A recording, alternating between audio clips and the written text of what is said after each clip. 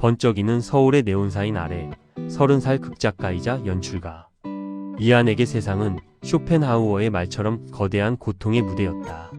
사람들은 저마다 성공, 사랑, 행복이라는 화려한 가면을 쓰고 빛나는 대사를 읊었지만 이안의 예민한 눈에는 그 가면 뒤편으로 감출 수 없는 공허함과 불안이 엿보였다. 그는 자신이 연출하는 작품을 통해 이 가면 놀이 뒤에 숨겨진 진실, 즉 인간 존재의 근원적인 고통을 드러내고 싶었으나 늘 관객의 박수와 비평가에 피상적인 호평에 갇혀 깊은 좌절감을 느꼈다. 우리는 왜 고통받는가? 라는 질문은 그의 마음속에 끊임없이 맴도는 무거운 메아리였다. 이 무대 위에서 과연 그는 진정한 자신의 모습을 찾을 수 있을까? 이안은 절망적인 의문을 떨칠 수 없었다. 그의 절망적인 의문에 대한 답을 찾으려는 듯 신작 연극 욕망의 그림자는 이안의 혼과 열정이 응축된 작품이었다. 30대 극작가이자 연출가인 그는 이 무대를 통해 인간 내면의 허위와 끝없이 반복되는 고통의 순환을 적나라하게 드러내고자 했다. 그는 관객들이 가면 뒤에 감춰진 진실을 마주하고 삶의 본질적인 고뇌에 대해 성찰하기를 바랐다. 하지만 막이 내린 후 돌아온 것은 차가운 침묵과 날카로운 비평뿐이었다. 너무 비관적이고 현실성이 없다. 관객들은 무대 위에서 희망을 원한다. 비평가들의 혹평은 비수처럼 그의 예술혼을 꿰뚫었고 객석은 텅 비어 이안의 깊은 절망을 침묵으로 증명했다. 그는 자신이 추구했던 예술적 이상이 현실의 냉혹한 시선 앞에서 얼마나 무력한지 깨달으며 깊은 상실감에 빠져들었다. 무대가 막을 내린 지 며칠 후 이안은 또 다른 충격적인 소식을 접했다. 욕망의 그림자의 주연 배우였던 유민이 극심한 우울증으로 돌연 활동 중단을 선언하고 잠적했다는 것이었다. 그녀는 연극 속에서 가장 강렬한 욕망에 사로잡힌 인물을 연기하며 찬사를 받았지만 결국 현실 속 자신의 고통을 이기지 못했던 것이다. 이안은 망연자실했다. 유민의 비극은 단순한 연극의 실패를 넘어 이안에게 삶 자체가 거대한 비극임을, 그리고 그 비극의 배우들이 바로 우리 자신임을 일깨우는 강력한 촉매가 되었다. 그의 손에 들린 낡은 철학서 속 아르투어 쇼펜하우어의 한 구절이 눈에 박혔다. 세상은 거대한 고통의 무대이며 우리는 모두 배우다. 이안은 이 간결하면서도 준엄한 문장 속에서 자신의 모든 혼란과 좌절, 그리고 이해할 수 없었던 세상의 부조리가 투영된 듯한 섬뜩한 공명을 느꼈다. 그것은 단순히 한 철학자의 비관적인 말이 아니었다. 그의 경고했던 세계관의 거대한 균열을 내며 가면 뒤의 진실을, 이 고통의 본질을 필연적으로 파헤쳐야 한다는 내면의 소명으로 다가왔다. 무대 위에서 외면했던 진실이 무대가 무너지고 나서야 비로소 그의 영혼의 말을 걸기 시작한 순간이었다. 삶의 근원적인 고통에 대한 질문은 이제 이안의 예술적 신념과 충돌하며 깊은 갈등을 야기했다. 그는 쇼펜하우어의 비관적인 사상에 강한 이끌림을 느끼면서도 동시에 예술가로서 삶의 아름다움을 추구해야 한다는 오랜 신념과 충돌하며 깊은 갈등을 겪었다. 모든 삶이 고통의 연속이며 끊임없이 결핍과 권태, 사이를 오가는 시계추 같다는 그의 주장을 온전히 받아들이기란 쉽지 않았다. 이안의 예술은 사람들에게 희망을 주고자 했기에 고통이 전부라는 생각은 그의 정체성을 흔들었다. 고뇌하던 어느 날 이안은 우연히 서울의 낡은 골목 깊숙이 자리한 폐쇄적인 철학 서점을 발견했다. 먼지 쌓인 오래된 서적들을 뒤적이던 그의 손에 쇼펜하우어의 원서가 잡혔을 때 곁에 서 있던 백발의 노인이 조용히 말을 건넸다. 젊은이, 그 책에서 답을 찾으려 하는가? 그는 바로 정우 교수였다. 한때 쇼펜하우어 연구에 몰두했던 은퇴한 철학자였던 정우 교수는 이안의 혼란스러운 눈빛을 꿰뚫어 보는 듯 했다. 정우 교수는 쇼펜하우어의 철학이 단순한 비관론이 아니라고 말했다. 자네가 보는 세상은 그저 표상에 불과하다네. 실제하는 세계가 아니라 우리 의식 속에서 그려진 이미지일 뿐이지. 진짜 실제는 이 모든 표상 뒤에 숨겨진 맹목적인 의지라네. 모든 인간의 욕망, 자연의 현상, 심지어 자네의 예술적 충동까지도 말이야. 그 의지를 알아야만 이 고통의 실타래를 풀 수 있지. 정우 교수의 목소리는 차분했지만 그의 말은 이안의 마음속 깊은 곳에 울림을 주었다. 세계는 나의 표상이라는 쇼펜하우어의 첫 문장이 정우 교수의 설명과 함께 새로운 의미로 다가왔다. 그제야 이하는 자신이 줄곧 붙들고 있던 세상은 거대한 고통의 무대이며 우리는 모두 배우다라는 문구의 진짜 의미를 어렴풋이 짐작할 수 있었다. 그 고통의 근원이 바로 의지 때문이라는 것. 이하는 정우 교수를 멘토 삼아 쇼펜하우어 철학의 심연으로 한 걸음 더 깊이 발을 들여놓았다. 그의 정신세계는 이제 막 새로운 지평을 열기 시작했다. 정우 교수의 지도를 받으며 이하는 그의 서재에서 밤낮 없이 쇼펜하우어의 사상에 몰입했다. 그의 낡은 서적 속에서 세계는 나의 표상이다 라는 문장은 단순한 철학적 명제가 아닌 이한 자신의 존재를 뒤흔드는 거대한 선언으로 다가왔다. 정우 교수의 해설을 통해 이하는 우리가 보고 듣고 느끼는 모든 현상, 즉 표상으로서의 세계가 단지 우리의 인식을 통해 걸러진 의지의 객관화된 그림자에 불과하다는 것을 어렴풋이 이해하기 시작했다. 그는 연극 무대를 다시 떠올렸다. 화려한 조명과 정교한 무대 장치, 배우들의 열정적인 연기, 관객들의 환호와 비난. 이 모든 것이 실제가 아닌 마치 장막 뒤에 숨겨진 맹목적인 힘, 즉 의지가 꾸며낸 정교한 환영극 같았다. 성공을 갈망하던 제작자들의 집착, 캐릭터에 몰입하는 배우들의 고통, 심지어 예술을 통해 구원받고자 했던 자신의 뜨거운 욕망마저도 모두 그 의지의 끈에 묶인 꼭두각시들의 움직임처럼 느껴졌다. 우리의 몸 또한 의지가 자신을 드러내는 한 방식임을 깨닫자 내면의 고통스러운 갈망과 외부 세계의 끊임없는 욕동이 같은 근원에서 솟아나는 것임을 알게 되었다. 쇼펜하우어는 의지를 맹목적이고 비합리적인 끝없는 갈망의 힘으로 정의했다. 삶의 모든 현상은 이 멈출 줄 모르는 의지가 스스로를 드러내는 방식에 지나지 않는다는 것이었다. 이 통찰은 이안에게 엄청난 해방감을 주면서도 동시에 깊은 공허함을 안겨주었다.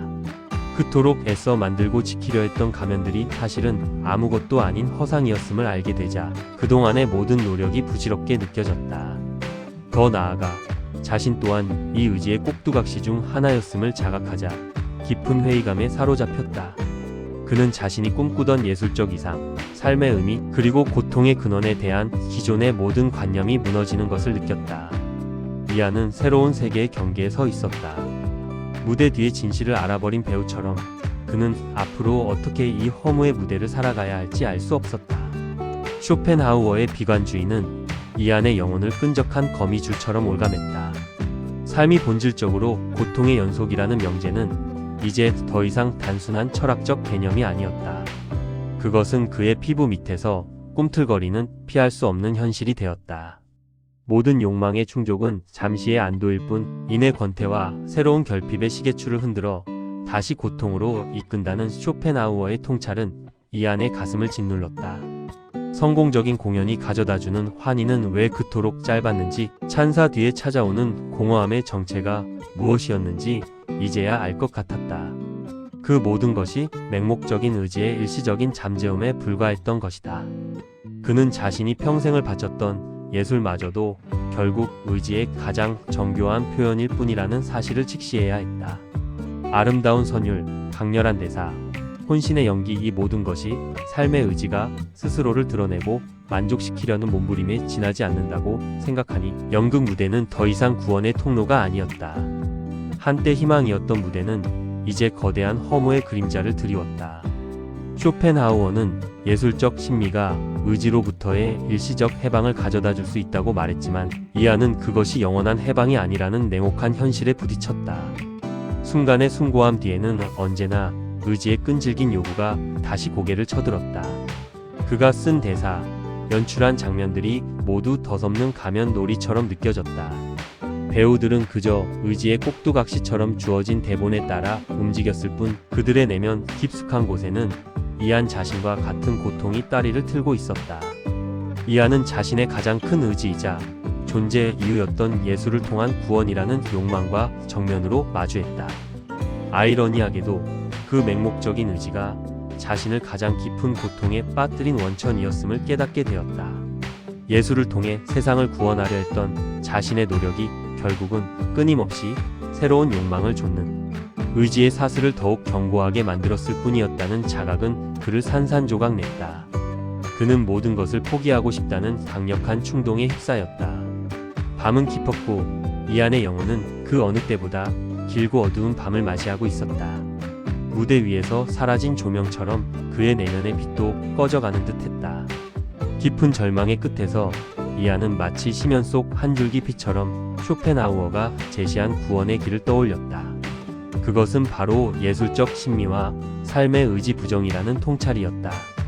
그는 무작정 발길이 이끄는 대로 찾은 작은 음악회에 앉았다. 고요한 바이올린 선율이 공기를 가르고 그의 고통스러운 내면을 어루만졌다. 맹목적인 의지에 짓눌려 있던 그의 영혼은 순간적으로 해방되는 듯했다. 쇼펜하우어의 말처럼 그는 더 이상 개인적인 욕망에 사로잡힌 주체가 아닌 순수한 인식의 주체로서 그 숭고한 선율이 담고 있는 플라톤적 이데아를 온전히 경험하는 듯했다. 음악은 세계의 본질인 의지 자체를 직접적으로 표현하는 가장 고귀한 예술 형태임을 실감하는 순간이었다. 잠시 동안 고통은 사라지고 경이로운 평온이 찾아왔다. 예술이 고통에서 벗어날 수 있는 유일한 통로가 될 수 있다는 희망의 빛을 발견한 것이다. 그러나 연주가 끝나고 현실의 무게가 다시 그를 짓눌렀을 때 이안은 깨달았다. 이러한 심미적 경험은 결코 영원할 수 없으며 의지는 끊임없이 다시 고개를 들고 새로운 욕망을 부추길 것이라는 냉혹한 진실을. 이는 일시적인 도피일 뿐 근원적인 해결책이 아니었다. 이안은 더욱 근본적인 해결책으로서 금욕주의와 삶의 의지, 부정이라는 쇼펜하우어의 마지막 가르침에 주목하기 시작했다. 그는 자신의 예술적 재능을 더 이상 명성과 욕망을 위한 도구가 아닌 의지의 맹목성을 깨닫고 타인의 고통에 공감하는 통로로 재정의해야 함을 직감했다. 과거의 이안은 작품을 통해 박수갈채와 인정을 갈구하는 의지에 사로잡힌 배우에 불과했다. 하지만 이제 그는 자신의 재능을 이용해 인간 존재의 고통스러운 본질을 드러내고 그 고통을 이해하며 자비로운 시선으로 세상을 바라보는 새로운 예술을 모색하기 시작했다. 이는 고통의 무대 위에서 의지라는 보이지 않는 적과 싸울 새로운 무기를 획득한 순간이었다. 새로운 통찰과 무기를 얻은 이안은 화려한 무대 뒤의 번잡함과 피상적인 찬사를 뒤로하고 삶의 의지가 덜 맹목적으로 지배하는 소박한 삶을 택했다. 그는 과거의 명성과 성공에 대한 집착을 내려놓고 예술의 진정한 의미를 재정의하는 데 몰두했다. 더 이상 개인의 명예나 욕망을 채우기 위한 도구가 아닌 쇼펜하우어가 역설한 것처럼 의지에 사로잡혀 고통받는 이들을 위한 위로와 공감의 예술을 추구하기 시작한 것이다. 이는 금욕주의적 삶의 형태를 통해 의지의 지배력을 약화시키고 타인에게 자비를 베푸는 쇼펜하우어적 해탈의 길과 맞닿아 있었다. 그는 도시의 소란스러운 극장을 떠나 작은 공동체 깊숙이 스며들었다. 그곳에서 이안은 자신의 예술적 재능을 이용해 사람들의 내면을 성찰하게 하는 조용한 모놀로그 공연을 올리거나 불안과 번뇌를 가라앉히는 명상 음악을 작곡하며 진정한 자비를 실천했다. 그의 작품들은 이제 관객의 박수갈채보다 깊은 침묵과 영혼의 공명으로 빛났다. 예술은 그에게 더 이상 허무한 가면놀이가 아닌 삶의 의지의 맹목성을 깨닫고 타인의 고통에 깊이 공감하는 통로가 되었다. 그는 자신의 작품을 통해 관객들이 일시적이나마 순수한 인식의 주체가 되어 의지로부터 해방되는 순간을 선사하고자 했다. 물질적 풍요와 사회적 성공이라는 덧없는 가면을 벗어던지는 과정에서 이안은 의지에 휘둘리지 않는 진정한 자아를 찾아가는 내적 부활을 경험했다. 그의 삶은 자기 부정을 통해 얻는 평정심과 평화가 얼마나 강력한지 보여주는 산증인이었다. 세상은 여전히 고통의 무대였고 사람들은 저마다의 역할 속에서 고뇌하고 있었다. 하지만 이안은 이제 그 무대 위에서 부질없는 연기를 펼치는 배우가 아니었다. 그는 무대 밖에서 고통받는 이들을 이해하고 그들의 어깨를 다독이며 고통의 본질을 깨닫고 내면의 평화를 찾을 수 있도록 돕는 진정한 안내자로 거듭났다. 그의 삶은 의지의 부정이 곧 삶의 부정이 아니라 연민과 지혜를 통해 고통 속에서도 진정한 해방에 이를 수 있음을 보여주는 증명이 되었다. 이안의 예술은 이제 의지의 사슬에서 벗어나고자 하는 이들을 위한 자유의 선율이 되었다. 그가 찾은 길은 스스로를 구원하는 동시에 타인에게 빛을 들이우는 새로운 연민의 길이었다. 이 새로운 길 위에서 이안은 이제 더 이상 세상은 거대한 고통의 무대이며 우리는 모두 배우다라는 명제에 절망하지 않는다. 오히려 그 사실을 담담히 받아들이고 자신만의 방식으로 삶의 의지에 저항하며 살아간다. 그는 화려한 스포트라이트 아래의 배우가 아닌 무대 밖에서 고통받는 이들을 이해하고 그들의 눈물을 닦아주는 조용한 관객이자 안내자가 되었다. 그가 만들어낸 마지막 작품은 더 이상 박수갈채를 위한 것이 아닌 고통받는 사람들에게 그 내면의 평화를 찾을 수 있는 통찰을 제공하는 침묵의 예술이었다. 이안은 의지의 부정이 곧 삶의 부정이 아님을 깨달았다. 고통 속에서도 연민과 지혜를 통해 진정한 해방에 이를 수 있다는 것을 자신의 삶으로 보여주었다. 세상은 여전히 고통의 무대이지만 이안은 이제 그 무대의 맹목적인 꼭두각시가 아니라 스스로의 선택으로 자유로운 영혼의 춤을 추는 진정한 주체로 거듭났다. 그가 찾은 묘약은 세상을 바꾸는 거창한 것이 아니라 고통 속에서도 의미를 찾고 평화를 얻는 개인의 내면적 자유였던 것이다. 본 영상에서 예화로 든 인물들은 쇼펜하우어의 명언을 깊이 이해하기 위해 설정된 가상의 인물입니다. 영상이 도움이 되셨다면 구독, 좋아요, 알림 설정을 부탁드립니다. 감사합니다.